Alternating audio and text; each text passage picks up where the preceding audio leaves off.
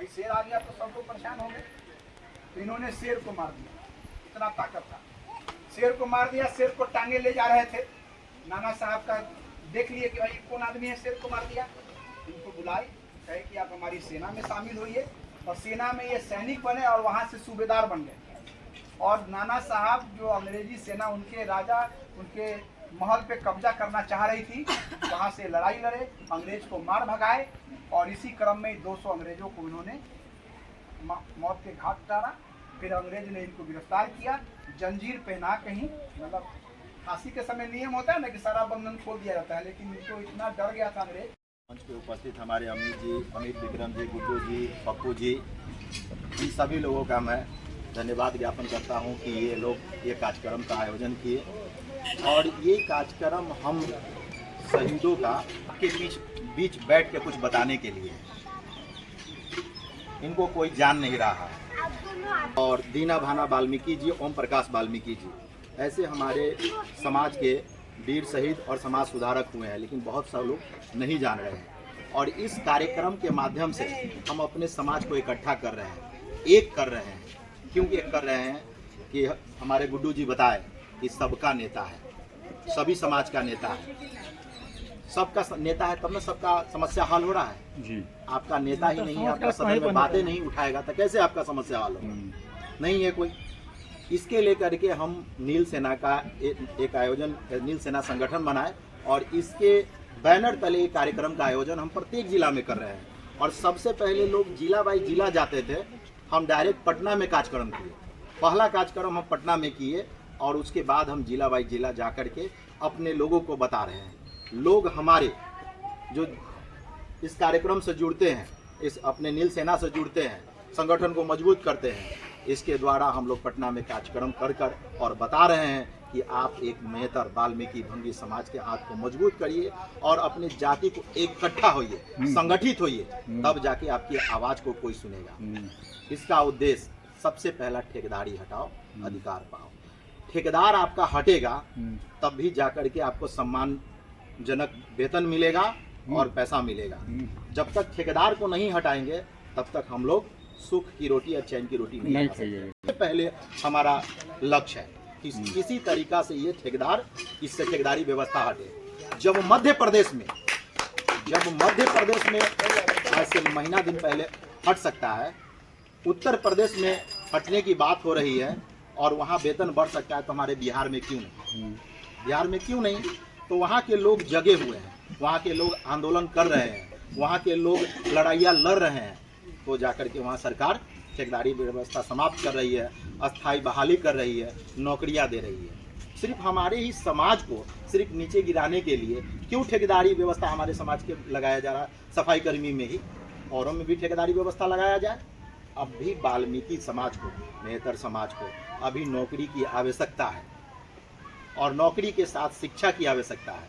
आप सारी चीज़ पा सकते हैं अगर आप शिक्षित हैं, अपने बच्चे को शिक्षा दे सकते हैं, पढ़ा सकते हैं, तो वो अपना जीवन यापन कमा करके पूरा कर सकता है, अच्छा मुकाम हासिल कर सकता है, लक्ष्य हासिल कर सकता है। तो 17 तारीख के हम कार्यक्रम पटना में किए। इस बार फिर अगले महीने 4 और 5 तारीख को एक बड़े कार्यक्रम का आयोजन कर रहे हैं, और है कि आपका अस्थायी नौकरी होगा और ठेकेदारी प्रथा भी हटेगा, और आपके घर सम्मानजनक वेतन भी आएगा। जो 18, 20, 25 हज़ार वेतन सरकार दे रही है, ठेकेदार बीच में दलाल को रख के क्यों दे रही है? वो डायरेक्ट हमको दे, वो डायरेक्ट हम ही को दे। हमें 18,000 नहीं दे, हमको 15,000, 16,000 दे, लेकिन डायरेक्ट दे। डायरेक्ट मिलेगा तो हमारा अस्थायी नौकरी की भी बात होगी, अस्थायी नौकरियां भी होगी। तो इसके लिए हमको इकट्ठा होकर के पटना में आना पड़ेगा, और जब जितना ज़्यादा संख्या में हम लोग जुटेंगे उतना सरकार पर दबाव होगा, सरकार हमारी बात को मानेगी।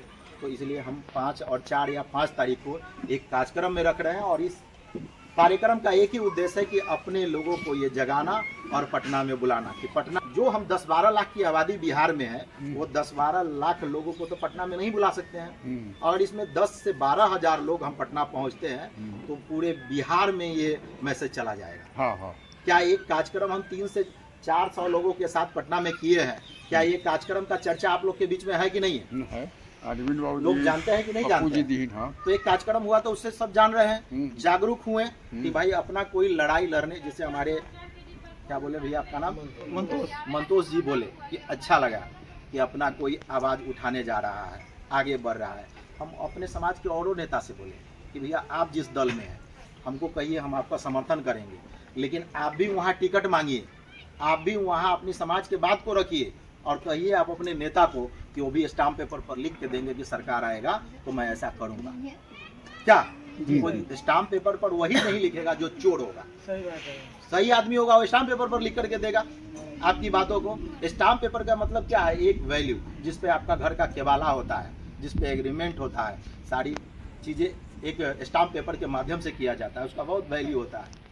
तो आप समझिए उस पर लिख के देने के लिए तैयार है। तो हम उन लोगों को बोले कि आप लोग भी अपने सरकार जिस पार्टी में है उससे मांग करिए, सरकार से मांग करिए, हमारे तरफ मांग करिए उनसे भी कि हमको ये चीज़ आप स्टाम्प पेपर पर लिख के दीजिए। यहाँ तक के भी हम मैनिफेस्टो में शामिल करवा रहे हैं। जो सरकार का घोषणा पत्र होता है उस घोषणा पत्र में आपकी जो ये 5 मांगे हैं वो मांगे शामिल रहेंगी। सरकार क्यों घोषणा पत्र में शामिल करना चाह रही है जान रहे हैं?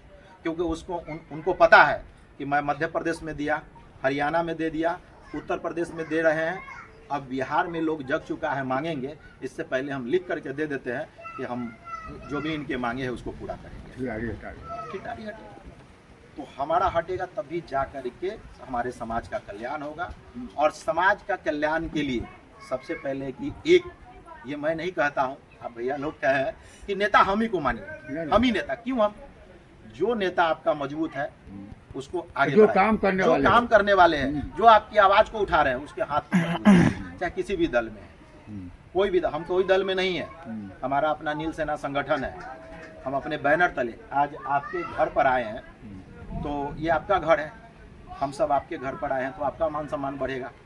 आप हमारे घर पर आइएगा तो गेस्ट होकर हमारा मान सम्मान बढ़ेगा। तो उसी तरह अपना एक नील सेना वाल्मीकि भंगी नेतर का एक संगठन है, सामाजिक संगठन है, सभी समाज के भी मिला करके हम चलते हैं। उसमें उस बैनर के तले भाजपा के प्रदेश अध्यक्ष आते हैं और इस बात को रखते हैं और स्वीकार किया जाता है। इससे बड़ी बात है?